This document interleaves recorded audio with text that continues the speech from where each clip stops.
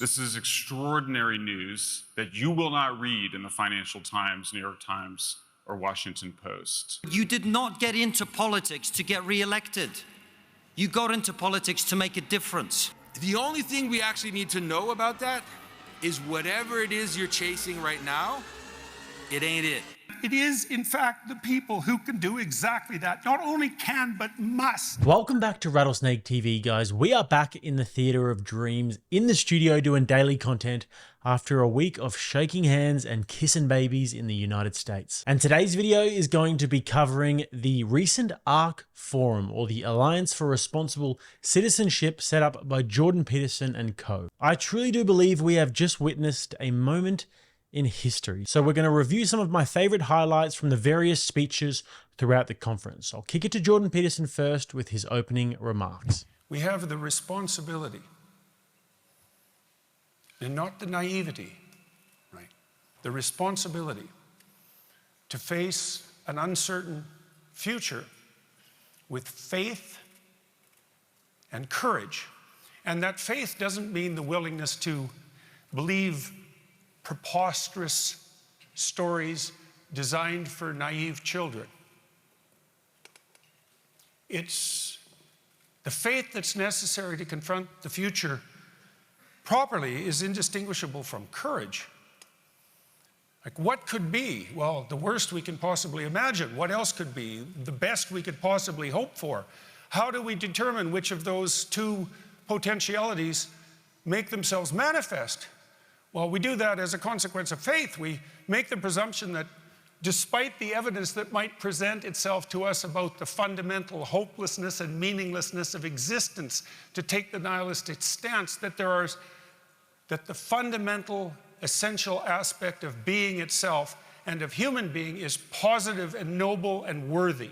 And to act in accordance with that as an axiom, to decide that that's worth staking yourself on, because you're going to stake yourself on something, or you'll stake yourself on nothing. And that's not a wise decision.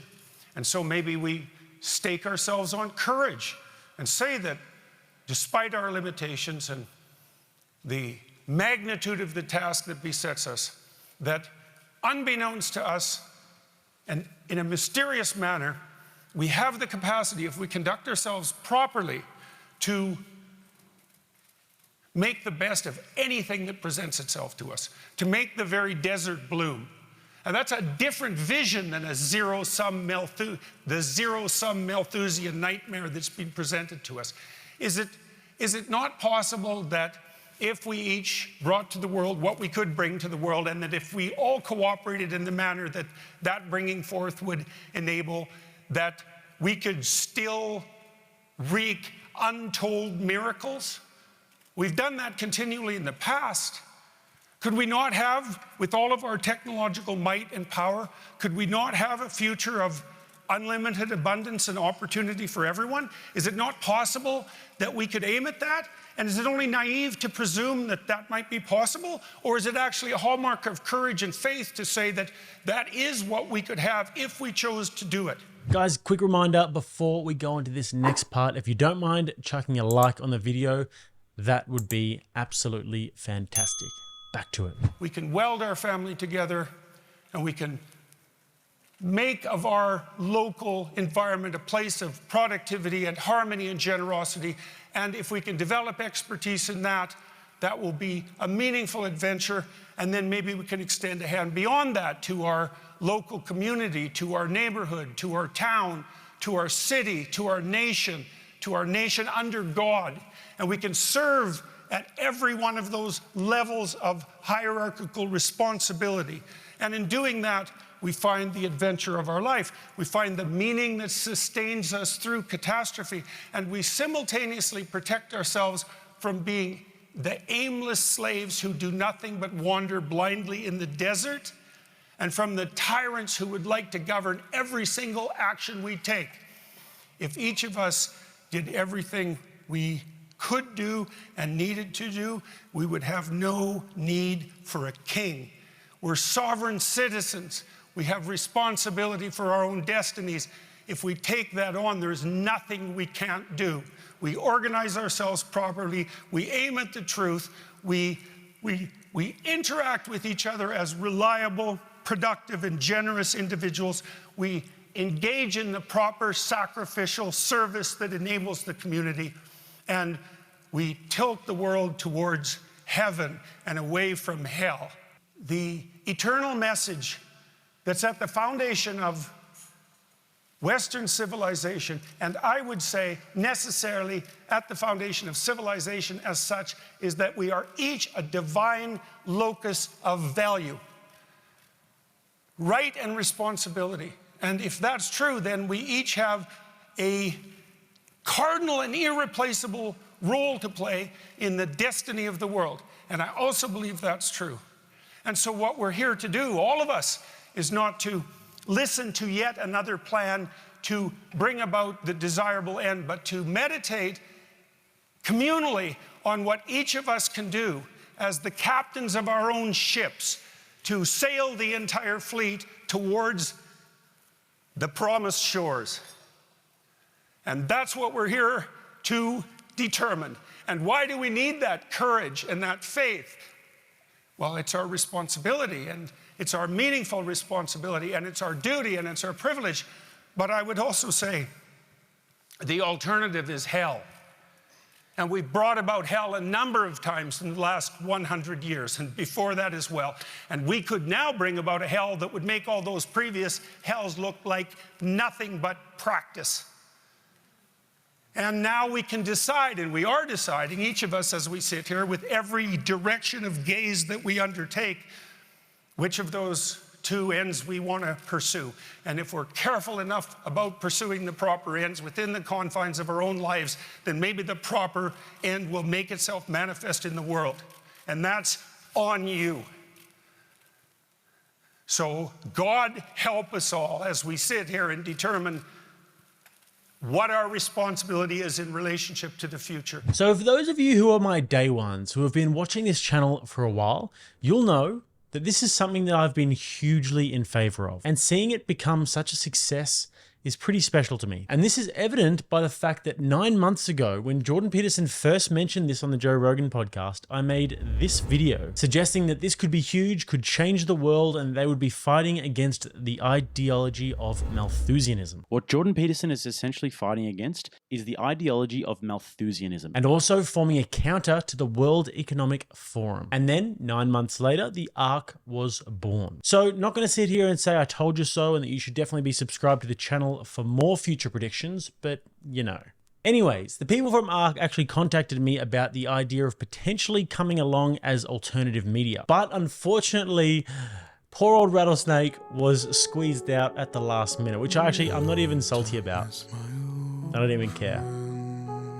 But in all seriousness, guys, Jordan Peterson has done a fine job there of articulating exactly what this conference is about. The world is going in a pretty scary and dark direction at the moment. It's becoming more and more clear by the day that there are some pretty nefarious forces out there who would like to centralize power into their own hands and impose their destructive ideology upon everybody else. And we need to be standing up to this and saying enough is enough. We won't take it anymore. We are done complaining about it from afar, and it's time to take action. We need to organize because we are losing the battle at the moment, but the war is not lost. And there is hope for change, but change needs to happen now. And now for some remarks by John Anderson, who is the former Deputy Prime Minister of Australia and a man that I have a tremendous amount of respect for.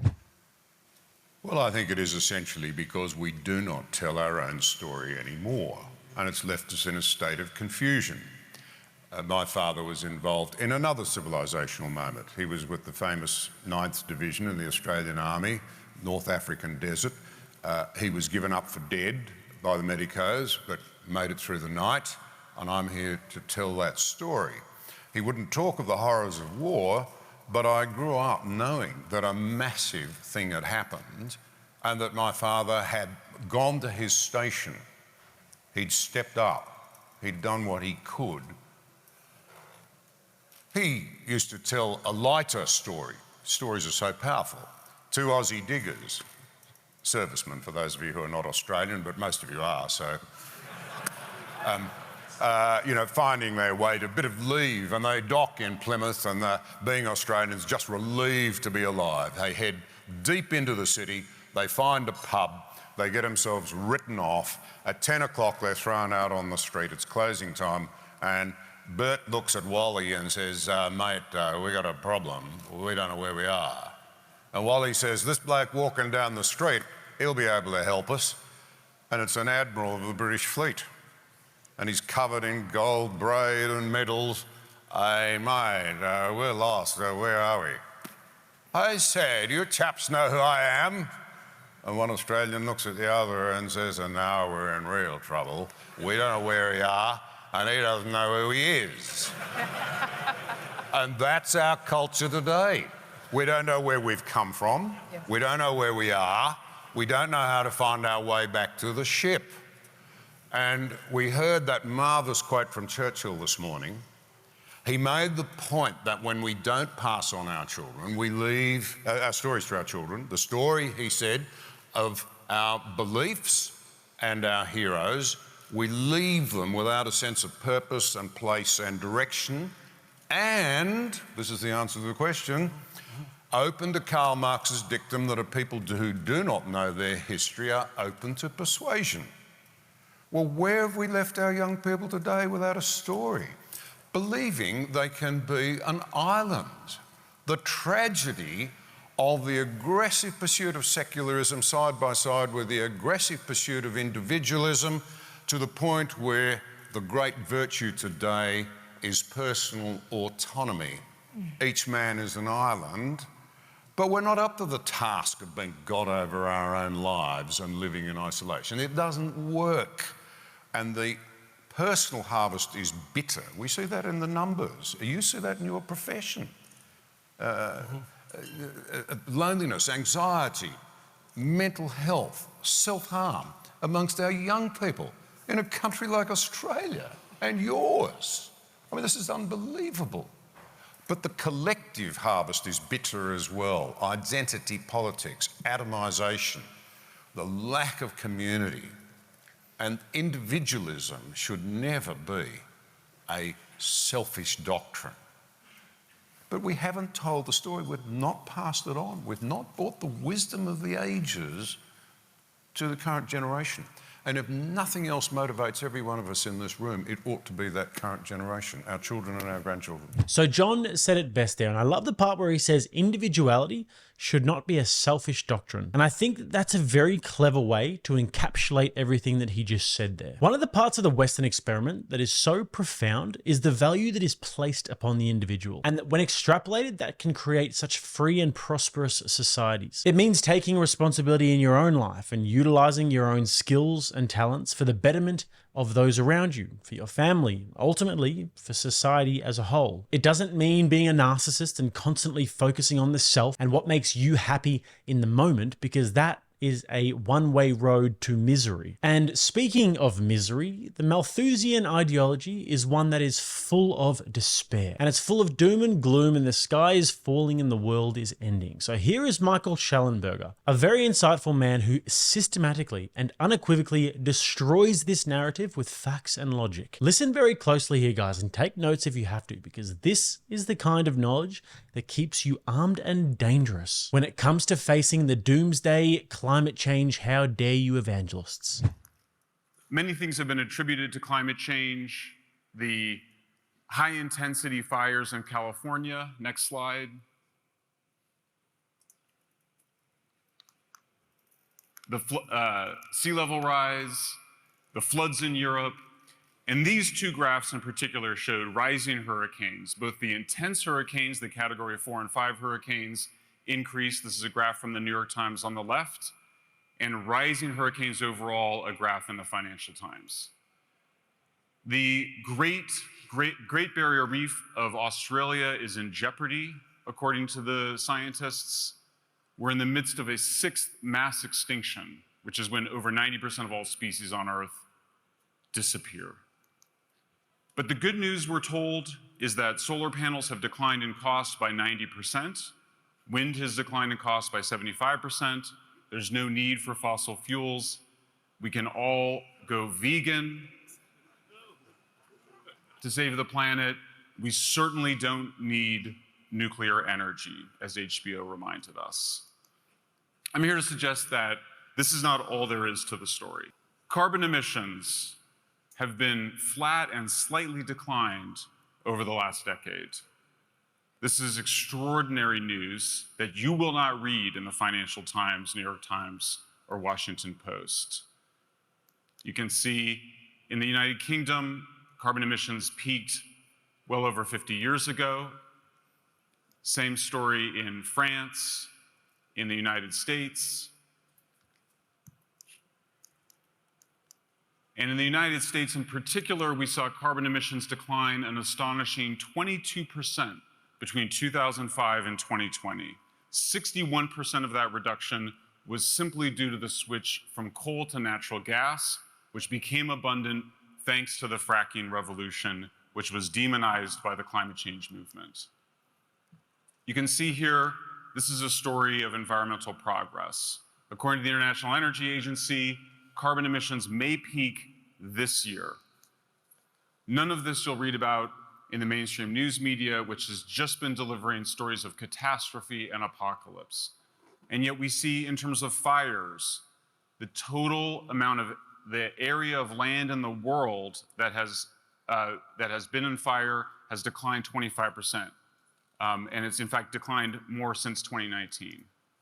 You can see in California, we're not doomed to those high-intensity fires which destroy the crowns of the trees and turn our montane forests into shrublands. We can do prescribed burns and what President Trump inelegantly described as raking the forest floor. As usual, not wrong, just used the wrong word. When those high-intensity fires arrive in a well-managed forest, they drop to the forest floor, they burn a little hotter, but you can protect all of our mountain ecosystems through good forest management. What about floods? The reason for more area flooded is because our cities on the rivers have simply grown larger. So more area flooded, but a decline in deaths from flooding everywhere in the world, including in China and Pakistan, which have received so much publicity in recent years. Sea level rise is the climate impact that I'm the least worried about. The main reason for that is I've been to the Netherlands, 1/3 of which is below sea level, some parts of it 7 meters below sea level. The Dutch are working with the Bangladeshis to adapt these technologies. I think it's fair to say the Dutch became a rich nation while adjusting to life below sea level. One of the great explanations for why there's so much more wealth in the Northern Hemisphere in the more temperate regions than in the tropics is because they were forced to deal with adverse weather events. The idea that extreme weather events would somehow paralyze human civilization is disproven by everything that's occurred in places in the world that have seasons. Landfalling hurricanes are flat and slightly declined over the last 120 years. What then explains those New York Times and Financial Times graphs? Both are what you would technically refer to as mis- or disinformation, according to the censors that are in charge of another pet peeve of mine. So I won't play the whole thing for the sake of time, but he just keeps on going, guys. And I would recommend that you watch the entire 25-minute video on the Arc Forum YouTube channel. But that right there is some indisputable data that shows us that all of the climate fear-mongering that we are constantly fed is just that, fear-mongering. And one of the worst parts is that it closes our minds off to all of the fantastic work that is being done by people who are really eco-heroes out there, the people who are doing wildlife conservation, cleaning up the ocean, and also doing responsible and innovative farming practices to feed our population. And now on to the next part where Konstantin Kisin steals the show with a characteristically powerful speech. And as we were walking down the main tourist street, La Rambla, many of you will know when you get to the bottom, you hit the Christopher Columbus monument.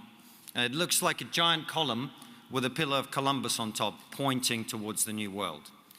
And this reminded me of my son, Nikolai. He's 16 months, and this is what he does. He sits on my hip and points in the direction he wants to go.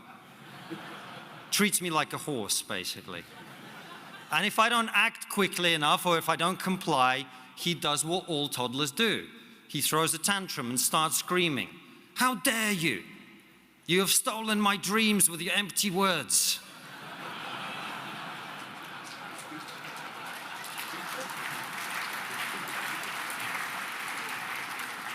And when he does, we read him a story and put him to bed. We don't give him a standing ovation in front of the UN. The moral of the story is, the history of our civilization was not made by people who always got everything right. It was made by people who'd made mistakes too. It was made by people who dared to believe that they could solve the problems they faced. The story of the West is a story of audacity.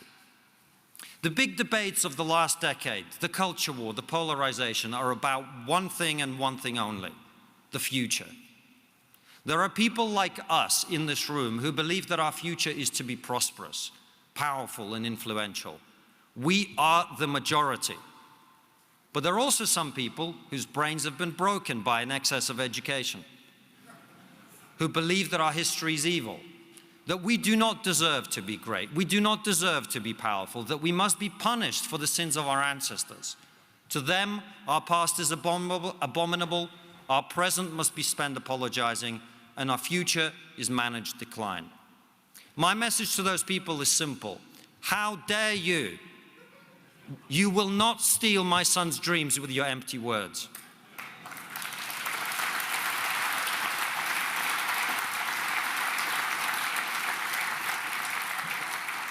But Jordan is right. We need a positive message too. So here it is. From the dawn of time, human beings have had to work to make the world a better place. We captured the mystery of fire. We invented the wheel. Today, we build buildings that would shock and awe almost every human being that has ever lived. We split the atom. We spliced the genome. And we connected the world through microcomputers that fit in our pockets, that allow us to do amazing things. This morning, I destroyed someone on Twitter with facts and logic from the toilet. It's magic.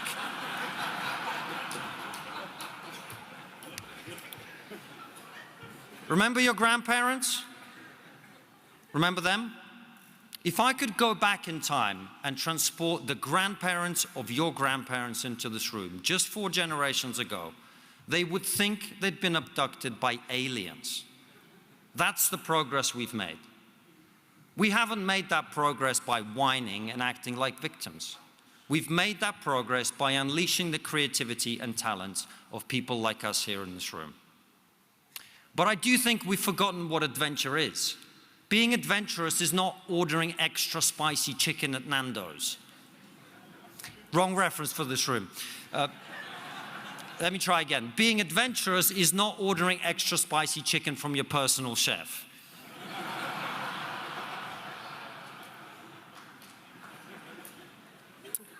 When Columbus and his men got on those boats and took a journey into the unknown, they sailed to certain death. You know why? It's not because they were braver than you and I. It's because they knew something we've forgotten. All death is certain. And so I say to our friends in the world of business, you've made your fortunes by maximizing your returns on your investments. We are in the fight of our lives. There is no greater return on your investment than to protect and preserve our civilization.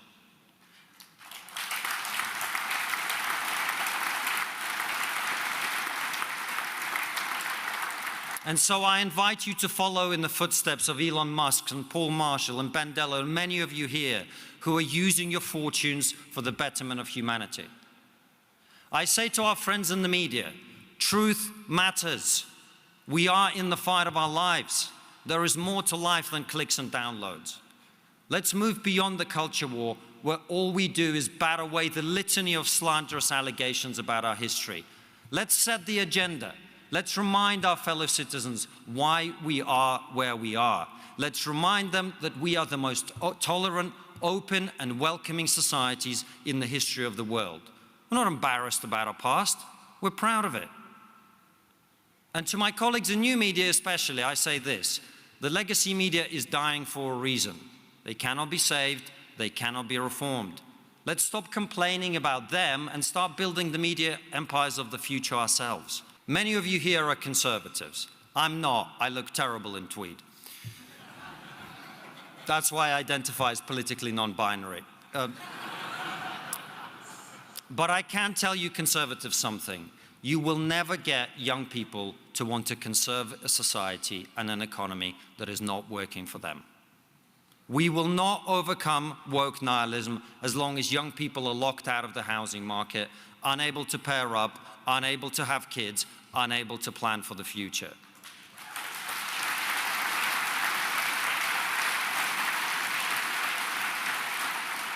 I know it's difficult, and I know that whoever solves the housing crisis may well pay the price at the ballot box. This is true of many pressing issues too, or at least you think it is. But you did not get into politics to get re-elected. You got into politics to make a difference.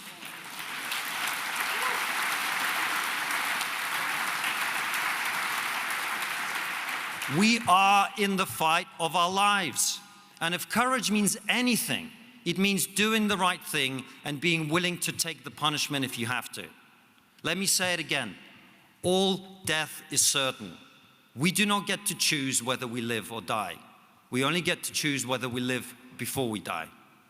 Thank you very much. Another exquisitely delivered speech there by Konstantin. But the bit I really love about that is when he discusses new media. And this is something that I'm obviously very passionate about and something that I'm basically dedicating my life to. So Konstantin, cheers to that, brother. And now let's have a look at some very interesting and deeply thought-provoking comments by Jonathan Pajot. In this clip, he's talking about the supreme good, and he's attempting to sort of bridge a gap between the religious people and the atheists in the audience, because at a conference like this, there is a real gap between those two. Maybe for some of you, that is too much of a jump to say that the world is made of care or that the world is made of love. But at least an acknowledgement that the human world is made of care, right? That without care, there is death. That without care, there's paralysis. And if we care for the wrong things, then there is chaos and tyranny in our lives and in our societies. And this is where I think that maybe I can help bridge some of the more religious and secular people.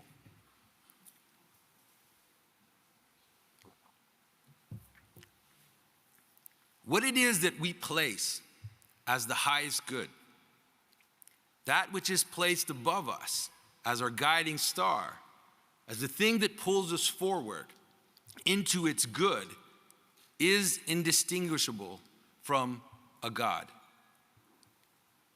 Just like a God, that supreme value will drive us towards it, will subjugate all things to it, and the type of attention it will receive will be indistinguishable from worship. And if what we put at the top there is not in fact the supreme good, then it will twist reality, it will twist the facts, and it will twist the data into its service. And if we can't see that, if we can't understand that, we will never understand what happened to us during COVID. We will never understand that it was the worship of safety and control that made it impossible to weigh it against other goods.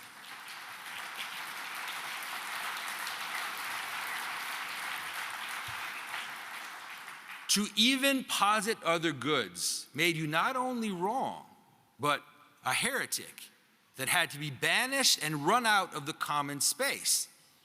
And so we sacrificed, we subjugated all other goods, the education and mental health of our children, the communion with our families, our religious participations, and so many aspects of life which provide meaning and purpose for nearly 2 years in some countries. And then the practical reasons became completely opaque, right?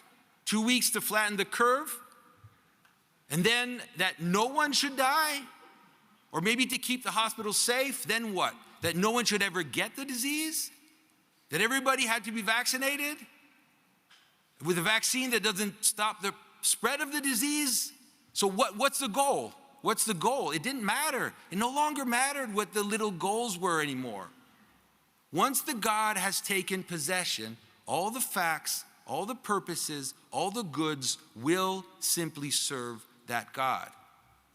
Now, safety is a good. Of course it is. Of course safety is a good.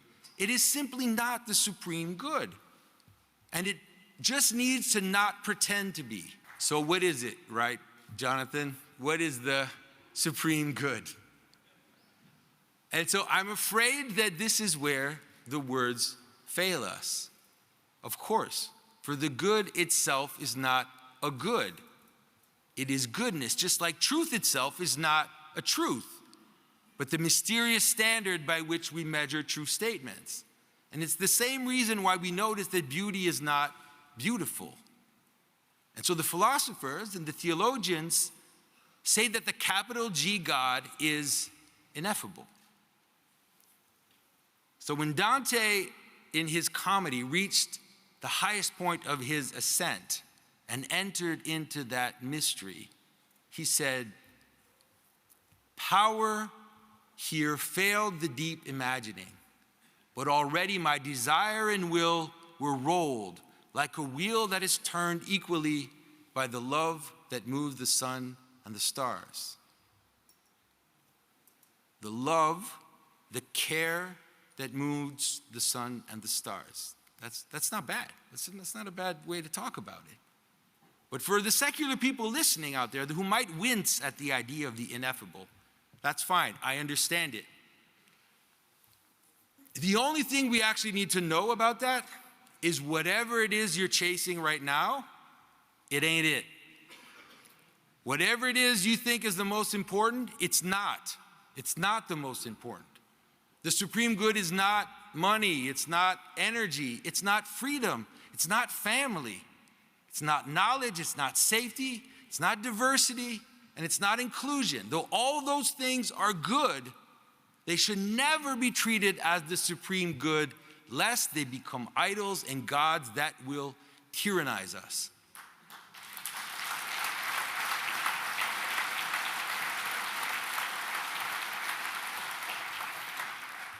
And so the goods must dance together. They play against each other. They have to be put in proper hierarchies where the more encompassing goods, like the virtues, guide the lower goods, like the stuff. With none of the goods completely ruling the others, or else they might become, once again, vices that will overwhelm you.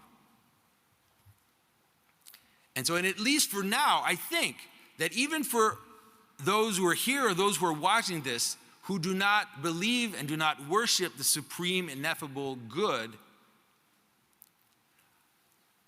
at least keep your eyes high, and at least always look higher, and don't let your sight and your perception stop at the goods that you care about today.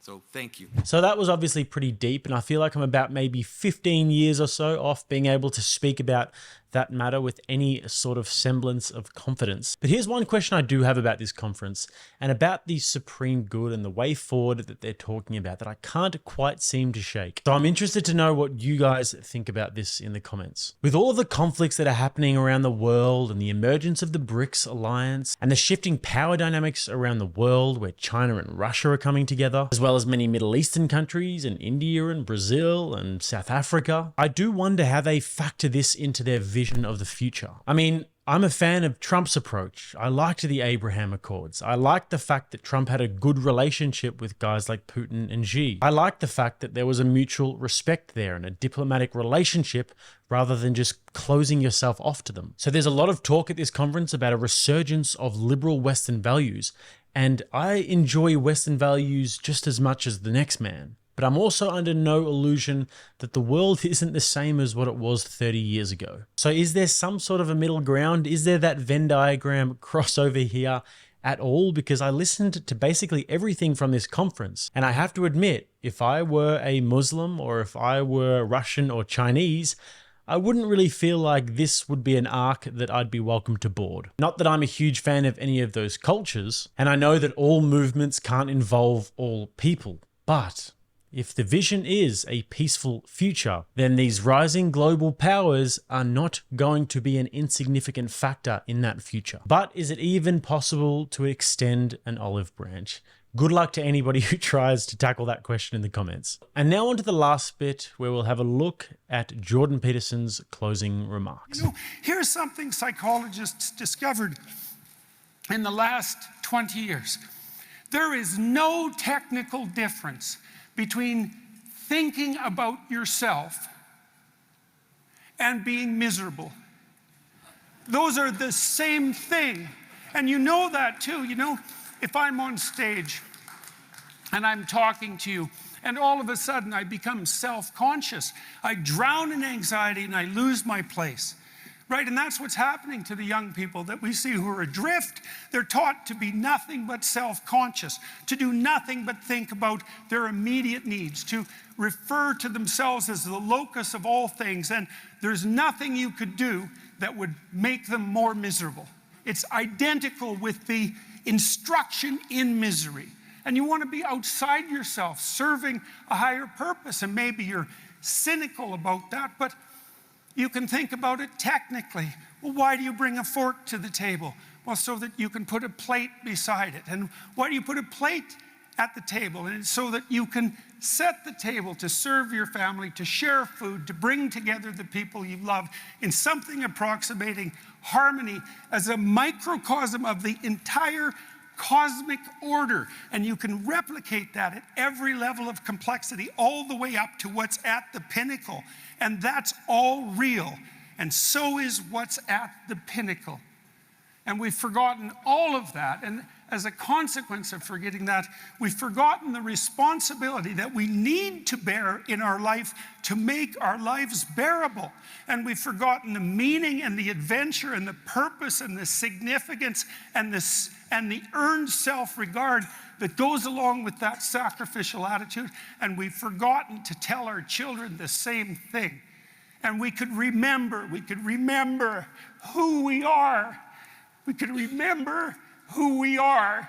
And that's what this conference was for, to remind people, everyone who attends, who you are, right? You're the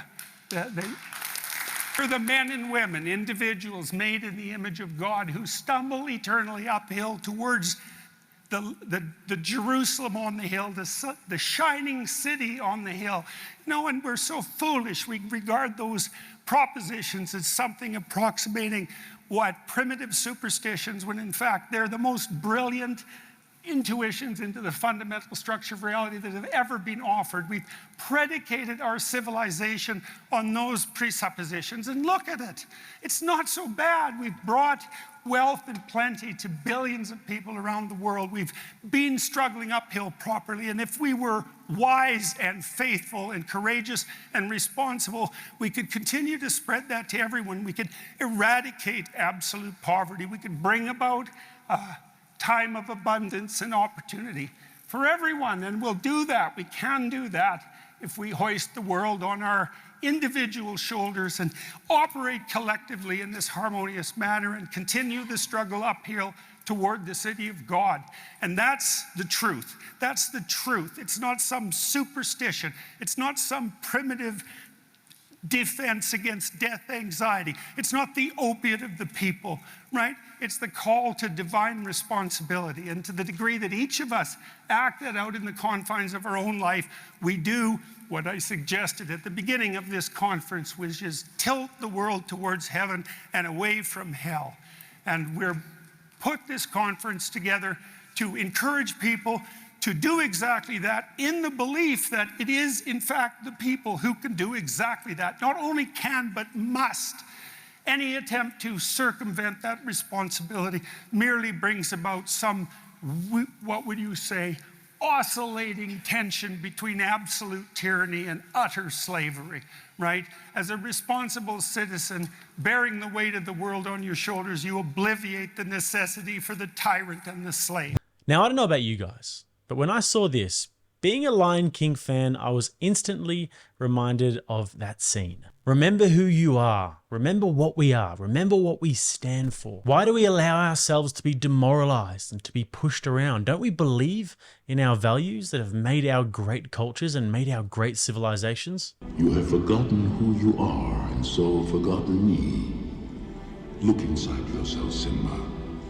You are more than what you have become. And Dr. Peterson's not wrong here when he says that we can eradicate global poverty, and we were doing just that. And now it seems as though we're at a crossroads. On one hand, we can walk down the path of a centralized, globalist, technocratic fascism like good little sheep, or on the other hand, we can all play our part, big or small, in building a future that is positive, that is pro-human, and ultimately prosperous for everybody. So, what do I say to that? All aboard the Ark. So with that, guys, if you'd like to check me out on Locals, Telegram, and all of the rest, you can hit those links below. If you'd like to subscribe to the channel, you can click right here. And also, if you'd like to watch another video, right here. Till next time, I'm Jake. This is Rattlesnake TV, keeping you armed and dangerous.